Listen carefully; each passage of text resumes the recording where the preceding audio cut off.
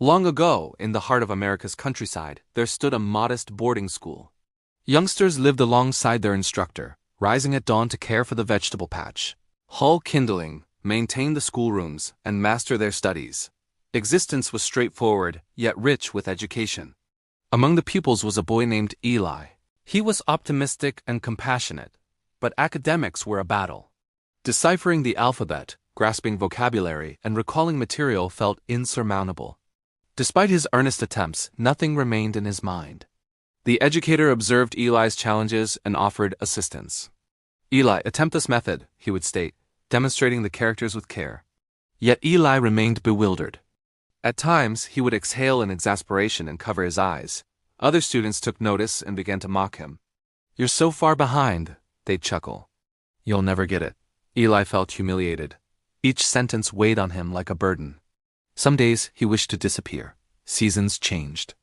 Eli witnessed his peers advance while he remained. His spirit felt low, and he questioned if he would ever comprehend. One twilight, the teacher asked Eli to stay. "Eli," he said softly, "I've attempted every approach I know. Perhaps scholarly pursuits aren't your gift. Maybe it's time to return to your family." Eli's hope plummeted. Perhaps he's correct, he reasoned.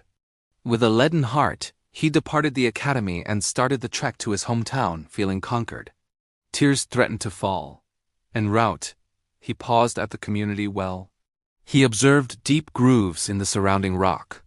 Intrigued, he asked a senior neighbor, "How did these gashes form in such solid rock?" "Was it carved?" The woman grinned warmly. "No, Eli. See this slender cord?" She replied, indicating the rope used to raise water. Day after day, it slides against the stone. Steadily, over years, it carved these grooves. The rock didn't surrender, and neither did the cord. Eli gazed at the rope and the stone.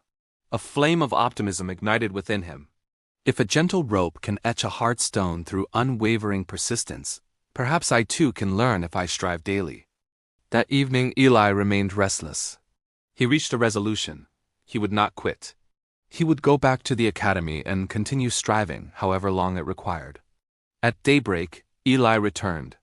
He rose before the others, worked with his teacher, and studied with complete dedication. Sometimes he erred. Sometimes he forgot.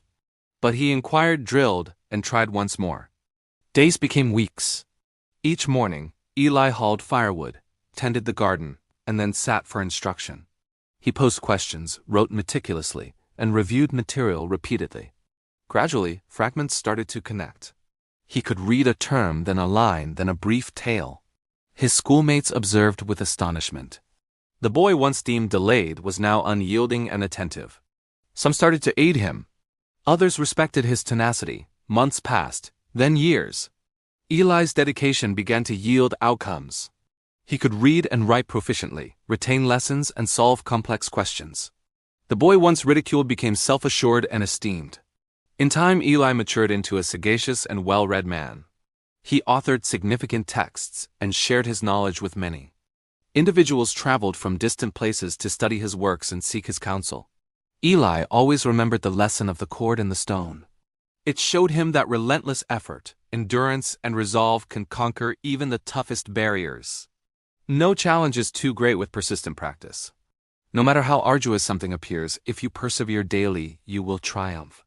Even the tiniest action, repeated faithfully, can leave a permanent impression. This American tale of perseverance reminds us that true success isn't about speed, but about steadfastness. If this story of grit inspired you, please like, share, and subscribe for more uplifting content. Let us know in the comments. What's a challenge you're overcoming through daily effort?